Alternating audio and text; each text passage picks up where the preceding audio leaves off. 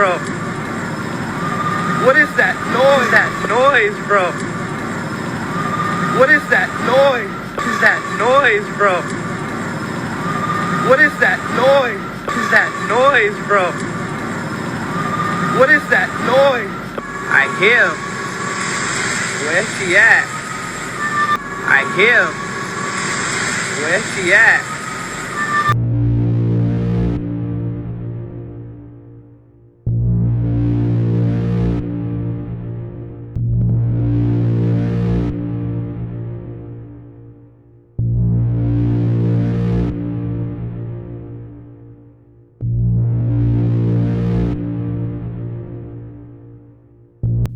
So in this video, I'm going to be talking about sea monsters again, but I'm using more of the Greek take on it because I'm doing all the Greek monsters, alright? So in this video, I'm going to be talking about pirates. I'm going to be talking about the Greek version of turning into a fish, okay? And I'm really going to talk about octopus a lot, the octopus a lot in this video, and how it relates, because God uses the anatomy of animals to explain things, I believe, and he uses the octopus to explain lots of things. I'm definitely going to be talking about Rahab in the Bible because I think Rahab is this octopus monster kraken thing, okay? And I'm also going to bring in some Japanese sea monsters and some other sea monsters in this video. I'm going to bring up Godzilla, okay? And I'm going to talk about the Little Mermaid a little bit and how that relates to all this stuff, okay? And how you can see this stuff in the movies. So as normal, as part of the Greek myths, a hero has to slay a monster, okay? And in this version, Perseus, who's the same guy who slayed Medusa, okay? He has to go kill the sea monster, and they make him look more like a kraken more often, okay? But his name is Cetus, but sometimes he doesn't look like the kraken. He looks like some other sea monster. He's mixed in with whale. He looks like 10 different things. Whenever I look up a picture of Cetus, he looks different every time. But they definitely, over time, they definitely use the kraken version more. They use like the Rahab, a humanoid man with multiple arms as the monster. Okay. And again, according to the Greeks, okay, for you to be turned into an animal was a form of punishment. And according to the Greeks, okay, like just like in this story right here, these men were turned into dolphins, okay? For you to be turned into a part of a fish was a punishment, okay? These men were turned into dolphins because they were thieves, okay? And even in this story, they are pirates. Very important. These were pirates who were trying to rob God's boat. They were trying to rob a God's boat, and the God, as a punishment, turned them into dolphins. So you could say that the sin that being a fish was associated with was being a thief. Okay, so being turned into a fish meant that you were a thief or a pirate, which is very interesting. This is very interesting because in Hebrew, this word for thief is the same word for pirate. So that is a crazy coincidence. So yeah, it meant that you were, so if you being turned into a fish meant that you were a pirate and a thief. Got it? Okay. And obviously you can see remnants of that in this Pirates of the Caribbean movie. I've never seen this movie, but I kind of get the gist of what happens. I looked up what happens. So in this movie, this man was turned, he was a regular man, and he was a pirate, and he got turned into an octopus, okay? That comes from Greek mythology, okay? They didn't think of that for the movie. That comes from Greek mythology. And actually, I have information for you. That actually isn't even Greek. That's in the Bible, okay? I already talked about that in this video, okay? And this first monster video. First of all, a god turning a person into an animal as a form of punishment is not something that came from the Greeks. It's in the Bible. First of all, the most obvious one is when God turned Lucifer into a snake as a form of punishment. Example number one, and an even more obvious one, is when God turned King Nebuchadnezzar into an animal as a form of punishment. So the Greeks didn't get that from themselves. They stole it from God. Okay, they stole it from the Jews. Okay, they took that idea, but God uses it. Okay, and so, but in this video, I'm going to talk about pirates more and stuff like that. But I'm really going to be talking about this octopus monster Rahab thing. Okay, I already mentioned some of this in this video. Most of my videos are more about Leviathan, but I'm really going to try to talk about Rahab. Okay, Rahab is a sea monster in the Bible, but no one really knows what it looks like. But according to some other Christians, they think that Rahab is a octopus squid type sea monster. Okay, it's like Leviathan, but instead of having a bunch of heads, it has a bunch of arms and legs. So I'm going to go ahead and use that because I think there's revelation in it. Okay, so Rahab is very possibly a reference to the Kraken, and I'm going to definitely be using that in this video. Definitely. So in the Bible, Rahab is mentioned a couple times, and it's not a coincidence. Every single preacher is going to tell you it's just a coincidence. It's not. Okay, so Rahab is a reference to Egypt, it's a reference to a woman in the Bible, and it's a reference to a sea monster. And every single person is going to tell you it's a coincidence. It's not a coincidence, because that is transmigration. I already talked about transmigration in that sea monster video, but I'll very briefly explain it again.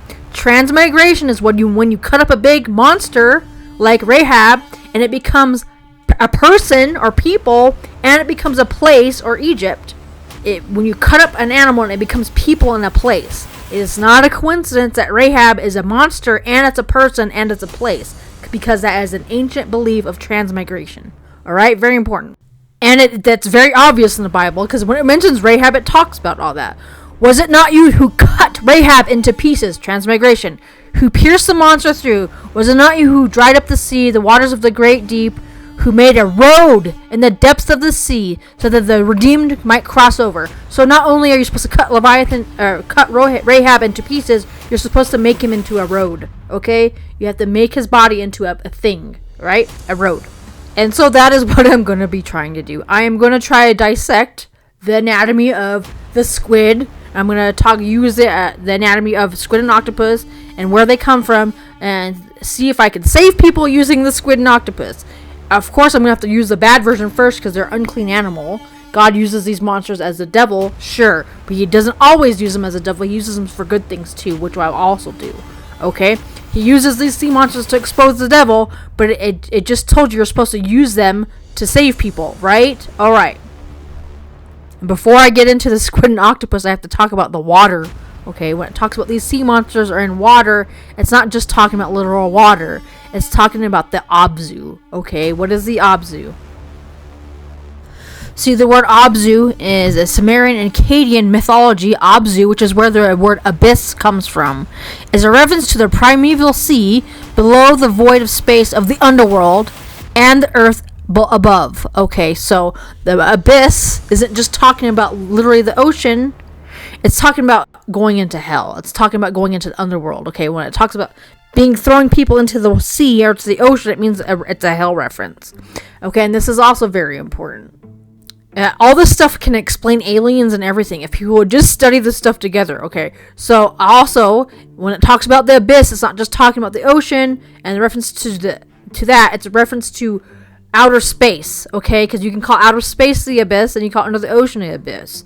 Okay, but that's still a reference to the underworld or to the other side. The Obzu is a spiritual ocean. Okay, it's not literally just talking about outer space or about the deep. The ocean is talking about the spirit world. Okay, so when it says these things are coming from the Obzu, it means they live on the other side. Okay, not literally just in the ocean or in outer space. They come from the spirit world, and we're really gonna have to talk about that. All right.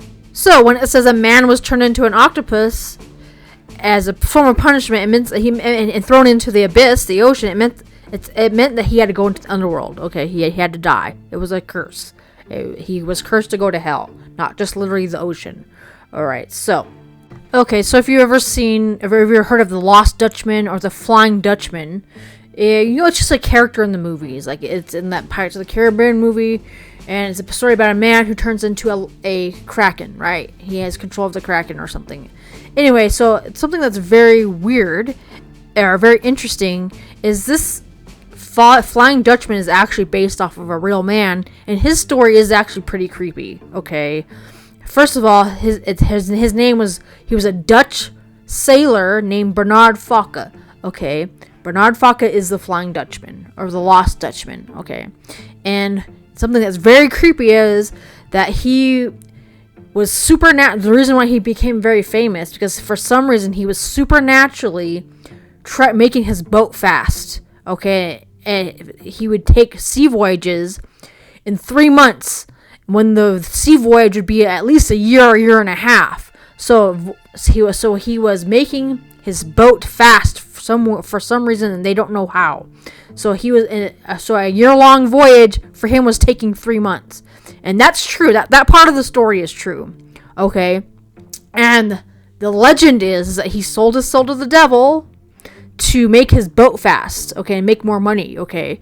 And he got cursed, and when he died, he got cursed into the abyss, okay? Which is really just a reference to hell. So that's why they see his ghost ship on the ocean sometimes.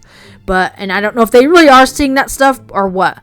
But it's creepy because this may have really happened somehow, okay? And I have no idea how the devil made his boat fast. But no, really, if you look at the logbooks, he really was supernaturally making his boat fast. Like, he was doing a year-long voyage in 3 months. So yeah, if he really did do that, he had to get punished for it. He had to get turned into a squid spiritually, okay? And he had to go into the abyss. So that is a true story. But as I've said, in this version, he was a pirate. He was a thief. So they did the Greek version, okay? But let's talk about the squid now a little bit. The actual squid. Something that's very interesting is I've been studying squid and octopus here and there for a while, okay? And something that's very interesting is that squids, and really the octopus, are actually pretty good thieves. Like, in real life, squid are actually pretty good thieves. I'm sure you've seen videos where these octopus, they can break into jars, they leave their cage and steal food from the food source. And this is a very good video. This guy built an obstacle course for his octopus, okay, and he goes to the obstacle course and he breaks into this place where it has all the food. So yeah, and I don't think any of that's a coincidence. I think God uses the anatomy and behavior of animals to explain things. So this is kind of funny. It reminds me of this octopus going through an obstacle course. It reminds me of, like, in the movies where, the thief has to go through, like a series of obstacles to get to the safe, and that's literally what's happening here. It's thief imagery to me. That's pretty good and interesting. God did that on purpose.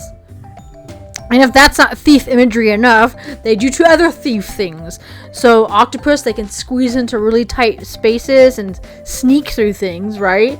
And that's exactly how thieves work. Have you ever seen the movies where they go through, vents and stuff like that? They get to the safe. Same thing. There's some thief anatomy right there. And then on top of that, sometimes octopus even steal other animals' shells and stuff like that. So, and they use coconut shells. They take coconut shells. Yep, it's like, stop that octopus! It stole my purse. I mean my coconut shells. All right, so God did that on purpose. Okay, so that is a very good description of a thief. Is an octopus. And of course you can use this as people, because you're not really supposed to be stealing stuff, which I'll get to in a minute. But still, God, you made animals like that on purpose so you would understand. And even Cetus, the Greek sea monster, is technically still a thief, because the reason why he's bad is because he kidnapped a woman. He stole a woman, okay? He stole Perseus' girlfriend, okay? So he's a wife stealer, okay? And, in some cultures, they cut off your hand if you're a thief. It don't matter if you're an octopus, though, because the hand is just gonna grow back. And see how God can even use that? Some people can steal and get caught and get in trouble, but they're gonna stay thieves, okay? They're not gonna learn their lesson. There's gonna be a forever thief. The hand is just gonna grow back, right?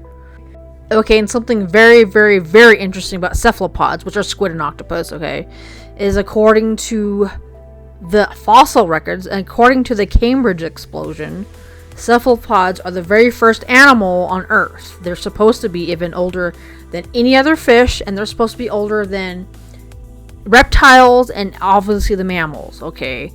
Of course, evolution says that they were the very first animal, and that all animals and humans come from being a squid, okay? That is not true, okay? I do not believe in evolution, but I believe in adaptation.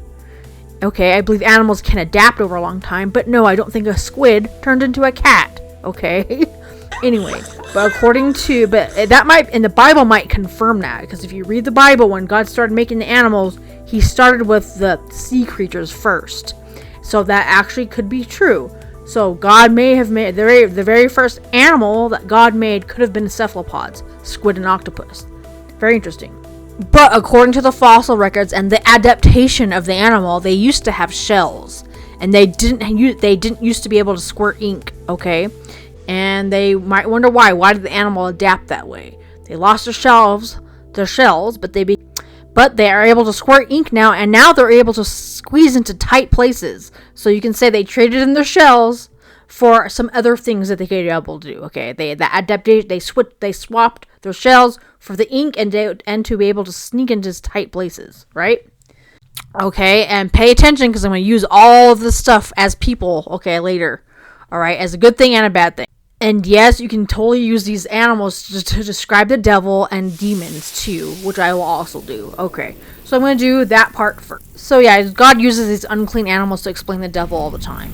All right, yes, you can say Satan steals from God all the time, but people do too. People steal from God all the time. It's like literally the same thing, and they take credit for it, of course. But obviously, another thing is that octopus, they can change their shape, okay, and they're like chameleons, but they're actually even better than chameleons, because they can change shape, they can change their colors instantly, where chameleons it takes about 20 to 30 minutes for them to change their outer colors, but octopus can do it instantly.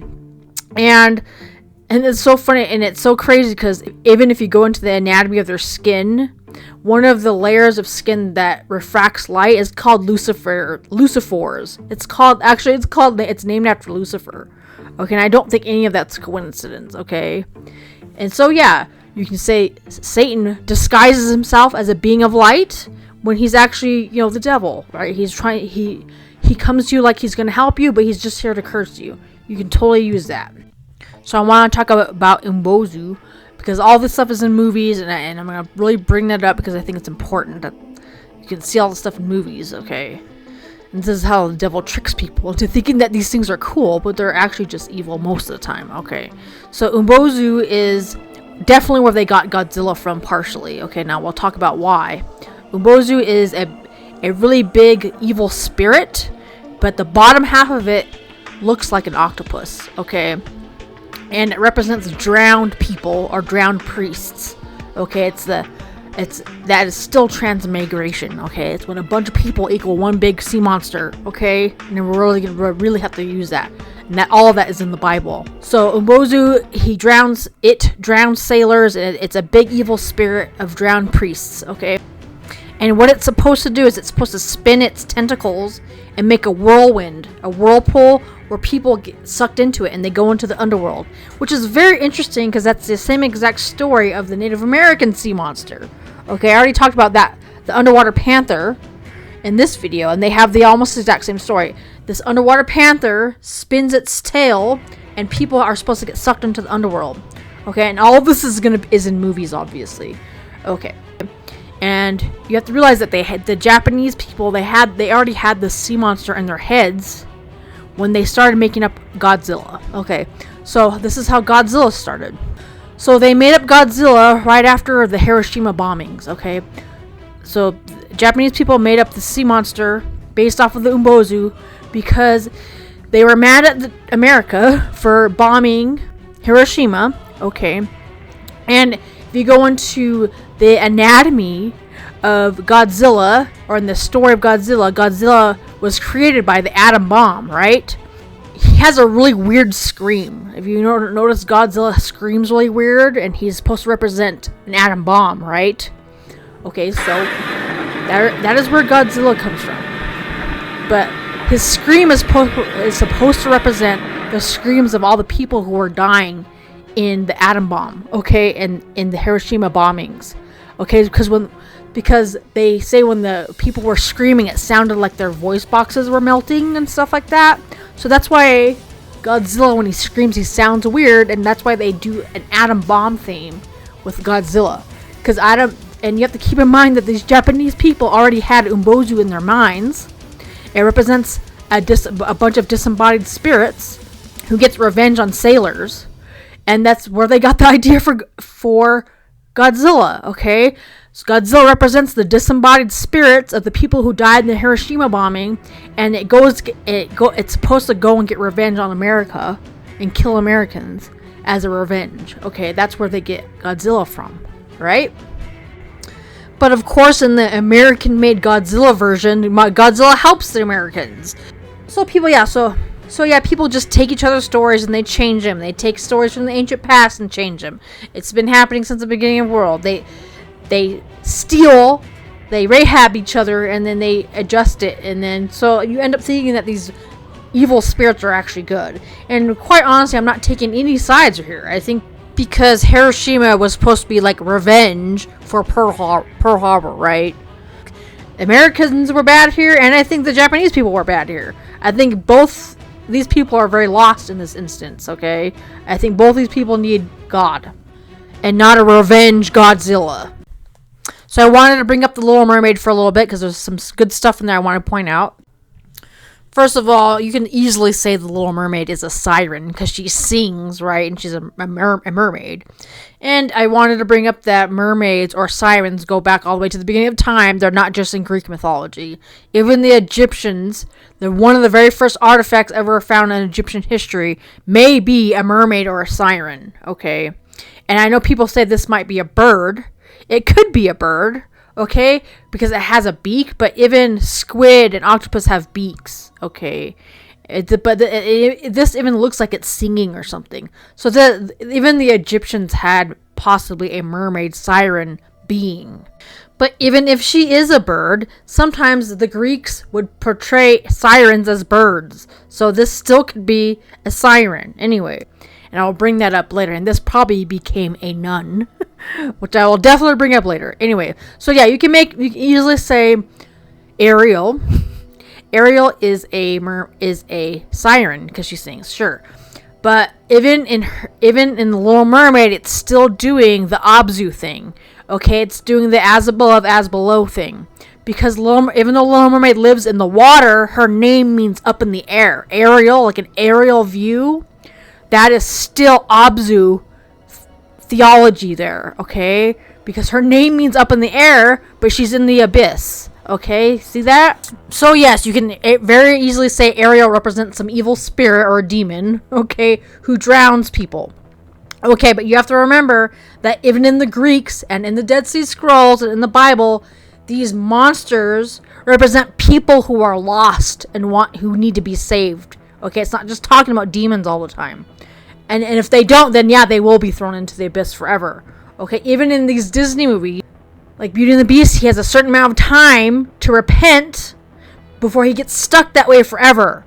Even Ariel, she has a certain amount of time. She has 3 days to figure out what's up, and then and if she doesn't, she has to be stuck inside the abyss forever. Okay, that is talking about your lifetime. Right now, everyone is spiritually a mermaid. Okay, everyone who has not accepted Christ is already is in the abyss. They have 1 foot in the door. Okay, so Ariel could represent a person who wants to be freed from the abyss. Okay, that's what I'm gonna go with this. Because the whole point of the movie is that she wants to leave the abyss and go into the light, right? She wants to leave her caged abyss, right? Okay, let's go back to this Greek myth. Okay, so these men were turned into dolphins because they tried to steal from God's boat. They were thieves and pirates. And it's so funny because in The Little Mermaid, she literally does the same thing. She steals from a boat. She's a thief. She's a ganav. Okay? She's a thief. And so in the Greek mind, you could say she became a mermaid in the first place because she was a thief. You can literally say that she stole from God's boat. That is God's dinglehopper. And there she is with all her loot, is that she stole from God, all her thieving ways, and she's like, I don't want to be a thief anymore. I want more than to be a thief. I want to come out of the abyss and go into the light. And then, but people love their demons. They love being a thief. So instead of stop stealing to stop being a mermaid, she makes a deal with the devil. Or in this case, is the Catholic Church. And I know people are going to be like, what the heck are you talking about? I'll explain it to you. Now I'm going to bring up the Squid Queen, in Catholicism. You heard me correctly. The nun squid saint in Catholicism. And in my opinion, Ursela is not only based off of this woman, it actually goes back further than that. There's also another famous movie that's based off of her, because she was really famous for a long time, okay? And they based movies off of her, and people just keep copying each other. Anyway, so before we get into it, let's go back to the etymology of Rahab. Rahab in Hebrew, it just means, okay, so Rahab in Hebrew just means to storm against or to be very stubborn, okay? But Rahab in Aramaic means a nun or a prostitute, okay? And I already talked about this in this video right here.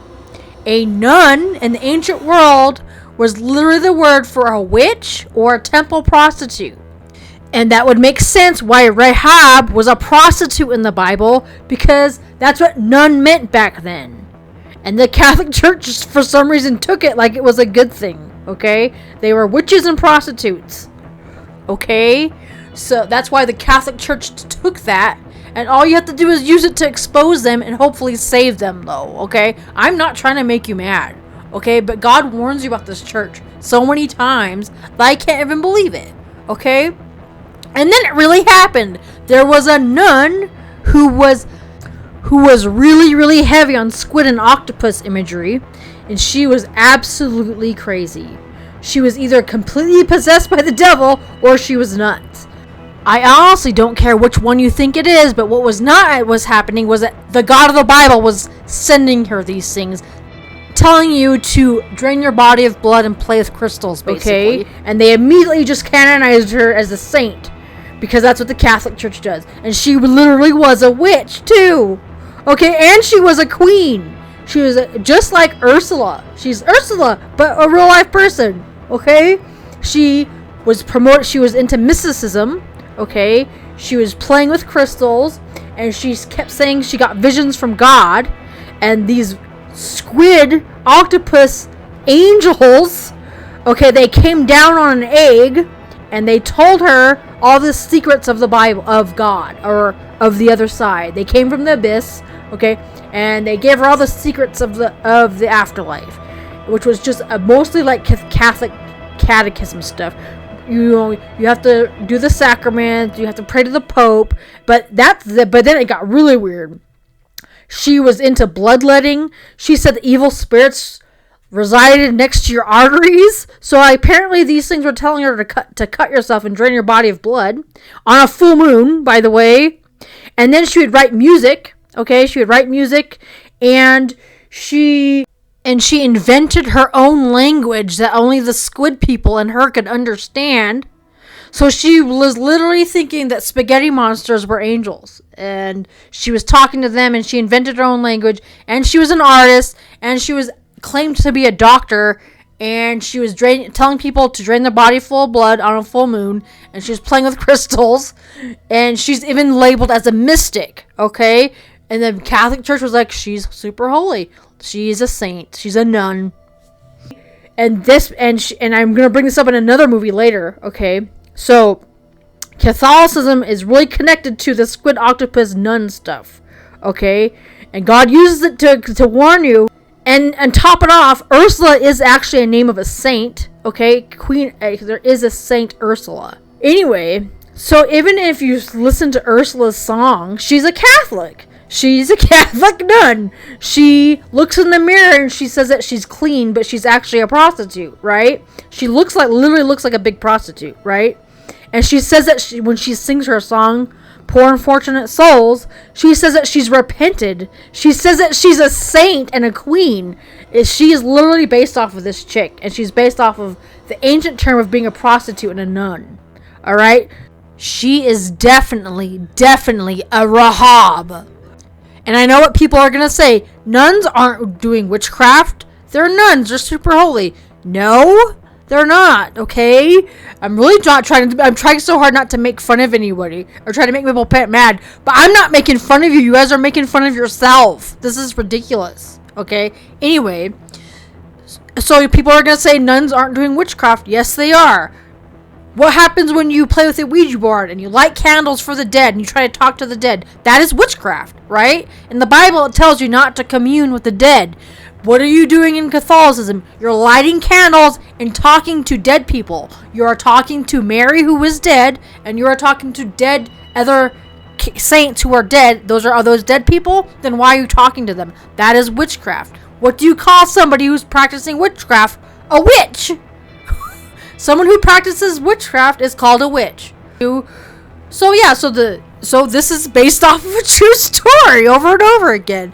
Someone who wants to repent, who doesn't want to be a thief anymore, and wants to come out of the dark abyss and into the light, the first thing they do is they go to the Catholic Church, because that's what everyone keeps telling them to do. Okay? And then all you're going to get is more witchcraft and more sin in your life. Don't do it. And even crazier, I already told everyone this, all of these Greek monsters are in the movies. Even this Kraken thing is in the X-Men. I've been using the X-Men as an example, and Monsters, Inc., because every single one of these Greek monsters is together in movies. They look a little bit different, but they're the same. And this is so funny, because this is actually a Catholic Rahab, too. I'll prove it to you. Have you ever seen the X-Men? This Nightcrawler guy, even though this thing just straight up looks like a demon. This thing just straight up looks like the devil. Okay, but in the movie, if you've ever seen, I think it's the second X-Men movie, he's a Catholic. He is a Catholic Rahab. I know he doesn't look like a squid or octopus, even though he's literally covered in squid ink. He does this poofy things, right? He squirts squid ink when he disappears real fast. Just like Squid and Octopus. That's because he is a Rahab. He is a monster. Okay? He is a monster who needs to repent. Not be a Catholic, though. Okay, I want to talk about this next movie. It's kind of a famous alien movie, but it's literally based off of this chick again. Okay? Just like Ursela. Okay? So, what did I say? There's these squid monsters. They come from an egg. That's what she said. She said that she was getting visions of these things coming out of eggs, okay? And they would talk to her, but only her and the squid could understand. She made up her own language, okay? And this is literally based off of this woman again, okay? It's Queen of the Abyss over and over and over again. So have you ever seen The Arrival? These squid spaghetti monsters come down from an egg. Their spaceship looks like an egg. And this chick right here, she tries to talk to them, okay? And they're having a hard time communicating. But if you've ever seen The Arrival, at the end of the movie, she understands their language, okay? And she gets visions from them. Just like that nun. The only difference is they didn't make her a nun in this version. So these squid octopus demons from the abyss gave her visions at the end of the movie, right? It's literally the same story. The Arrival is based off of that chick. Okay, they just didn't make her a nun. All right, and I have no idea. And this is so crazy because I know this is just a movie, but even if this really happened, it's just mind-boggling that people don't understand. Because some people actually believe in aliens and they're good to help you and all this stuff. And it's so crazy. Like, what do these squid aliens want? Like, haven't these guys ever seen like The Simpsons? It's pretty sad that even Homer knows the squid aliens are evil. Like, and it's so crazy because in this movie, I think it's Japan. It's Japan and America again. It's like Godzilla again all over. They're trying to talk to these squid monsters, and they're having a hard time understanding them and what they want. And I'm like, what do you think they want? Haven't you guys ever seen The Simpsons? It's pretty sad that Homer Simpson is the voice of reason here. Alright, maybe they should make him a saint. Anyway, anyway, God will tell you what these things are. Just because aliens, they sound like they come from up in the sky, that's still the Abzu. It's still the underworld. It's still hell. Just because they're not literally coming from the ocean doesn't mean they're not still coming from hell. Because even in the ancient world, the underworld was depicted up in the air, okay? And the reason why so many people don't mind aliens or like aliens, it could be because, I think what their main message is half the time is, you guys should stop fighting each other. You should bring peace. you guys are destroying the planet. It's like, we already know that. Like, couldn't they traveled millions of light years away to tell us something we already know? We already know that. We already know we're killing the planet. No one cares, apparently. Okay? Couldn't they have just sent an email? Give me a break. Their message is always some cheesy bumper sticker line. Like, really? Yeah, we already know we're killing the planet. No one cares. We're not gonna listen to you anyway. And that sounds good and everything, but apparently they don't care about anything else. And if aliens are real and if aliens are real and if they really are trying to help us, then why haven't they? Okay, where were they during COVID? Where were they during polio? Right? If they have all the cures, why haven't they come down here and helped us? Because they're not here to help you. It's a trick. Okay? And apparently, why so many people like aliens as well is because aliens don't care if you're addicted to porn or what religion you are. So that's why so many people are open to aliens, because they're pointless. They don't care. There's no morals attached to believing in aliens. So you're going to listen to them. Okay. So I'm going to try to end the video on a more positive note, okay? Because God uses these unclean animals and stuff to explain demons and evil things, and that is true. But I believe God also uses them to explain good things, okay? Okay, I want to go back to The Little Mermaid real fast. I had not seen this movie in so long, I had to rewatch scenes from it so I can remember what happened. So I think it's funny that how Ursela died or got defeated. I couldn't remember how Ursela died, and she actually got stabbed by God's boat. That's how she actually died, and I think that's pretty funny. It's pretty interesting, okay? And something else is very interesting. Sometimes God uses Satan's own tricks against him, alright? That's a theme in the Bible. And perhaps if Ariel hadn't stolen all that stuff off that boat, it wouldn't have flown up. It wouldn't have floated to the top and stabbed Ursela in the first place. You get what I'm saying? Anyway. And one more really good point I wanted to bring up is, like, you know how little kids, they want to be mermaids. They see Little Mermaid or see some other mermaid movie. But especially in The Little Mermaid, kids are like, I want to be a mermaid. I'm like, what do you mean you want to be a mermaid? The whole point of the movie is that she didn't want to be a mermaid. That was like the whole point of the movie. I think they missed that point, right? That's very interesting. It's like the whole point was like she wanted to come out of there. She didn't want to be a mermaid anymore. Okay, now back to the more positive version to all this squid and octopus stuff and pirate stuff, okay? But one thing I want to bring up, are squid and octopus, are they evil? I'm talking about just the animals. Are they evil? They're in the water? Does that mean that they're coming from hell? Of course not, okay? These animals are not evil. Okay, and the Bible teaches that all of creation will be saved. So, in heaven, there should be some squid and octopus up there. I have no idea what that's going to look like, but all of creation is goes into heaven, it says. The Bible teaches that, okay? But you're not supposed to try to pray to squid angels or whatever, alright? But God uses these animals as people. No, people weren't these animals, not evolution, but God uses these animals as people, okay? And just like how squid, just like these cephalopods, they had to lose their shell to fit into tight places, that is a theology in the Bible. Heaven is described as a very small window, okay? A very small place you have to fit through. Like the eye of the needle, okay? You have to fit through that very small opening that God made for you to get out of this abyss. Okay, and you have to find it. You're never going to find it without Jesus Christ, okay? And you are going to have to lose a piece of yourself. You're going to have to leave some of your stuff behind to be saved. You're going to have to leave your thief in the water, okay? You're going to have to leave your junk behind. You can't be Catholic. You can't worship idols. You can't have to leave your sin in the water, okay? You're going to have to leave that revenge monster in the water to fit through that narrow gate. You're going to have to lose that piece of you. And that is a deeper message between this whole Ariel thing. She had to leave her fish behind, right? She had to leave all her friends. She had to leave her family. She had to leave all of her treasure in the abyss because they weren't interested in the light, right?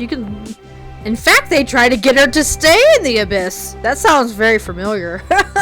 I'm gonna totally just use that. They're being Cerberuses, by the way. A Cerberus is a hellhound that tries to convince you not to leave hell. Those fish were being Cerberuses. You have to watch that video to know what I'm talking about, but still. And another thing, this is why everyone is in the abyss. Everyone is, they're damned right now without Christ, okay? And this is why Christ said you have to become fishers of men and try to get them through that open window. And that's exactly what Rahab was doing. Rahab was forgiven, and she fished the men with her velvet rope out of the darkness into that very small open window. It's very amazing. Wow, it's amazing how God connected all those dots. So I'm gonna go ahead and use a Squid Ink, the anatomy of the squid, to explain something good, okay? Because I think you're allowed to do that, not just talk about the devil all the time, right? Okay, so Squid Ink is it's not 100% understood. It's not poisonous, but it's made of melanin and mucus, and some people argue that there's traces of blood and sweat in them. Like, although these animals don't sweat, it's, if you were to compare it to a human, Squid Ink would be made of blood, sweat, and tears, and spit, okay? And you can maybe see how you can link that to the Bible, okay? Because someone did have to sacrifice their blood, sweat, and tears to produce the Bible, to produce the ink on the Bible. They had to sacrifice everything to get the Bible out to you and preach the gospel to you, but most people will not listen. They do not want to understand, just like in this movie. They do not want to see they don't want to see what's in front of their own face, okay? They don't want to understand and learn the ink on this page. They'll learn everything about aliens, okay? They'll learn about everything else, but they won't study the Bible, okay? And just like in that Arrival movie, so what happens in that Arrival movie, she studies their language, and she learns their language through lots of studying. And I wish people would do that with the Bible. I wish people would go and really study the Bible and spend all their time and energy, and then you're really going to start understanding the Word of God. And you really are going to start understanding His secret language, okay? If you spend all your heart, energy, and mind with God, you're going to start connecting with Him and understanding Him, okay? And there really was blood, sweat, and tears put into this ink, okay? And unfortunately, people do not study it. And then when they realize they're going to need it, it's going to be too late. Something that's very interesting is that God calls Himself a thief. He actually does it a couple times in the Bible. God calls Himself a thief in the night. And on top of that, God asks you to go possess things, to go take things from the other cultures, okay? First of all, no, you're not literally supposed to go steal things, okay? Like actually belongings. It's about taking back what was God's in the first place, which is what I've been doing with these silly Disney movies. I've been taking them, fixing them, and presenting them to people so they can come to God, okay? I did not make these Disney movies, but I still take their story. I stole their story and changed it, and I give it back to God. Because you're supposed to fix these stories and give them right back to God. Alright, you're allowed to take that. You're allowed to do that because most of the stuff came from Him in the first place. Alright? I will take things from movies, even though I did not make the movie, and use them and repurpose them for God, which is exactly what God tells you to do. So that's why God tells you to be a thief sometimes, okay? And something that is also very interesting. Remember, the word thief is the same word for pirate. Why on earth would God call Himself a pirate? And why would He call you a pirate? Pirates are supposed to be bad. Okay, well, I can think of some good reasons. So you might wonder why pirates wear a bunch of jewelry. You notice pirates have a bunch of rings and necklaces and like earrings. They wear lots of jewelry just like the God's people did, alright? They wear lots of jewelry because they use it for when they get arrested. They can bail themselves out of jail. And if they have enough money, they can even bail their friends out of jail. And that's exactly what Jesus did for you. And that's what you're supposed to be doing for everyone else. Once you are saved, you're supposed to bail everyone else out of jail too. You're supposed to give them the wisdom and understanding to bail themselves out too. That is a one good reason why God would call you and Himself a pirate. Anyway, I think that's all very interesting. So anyway, please think about this stuff, guys, and thank you.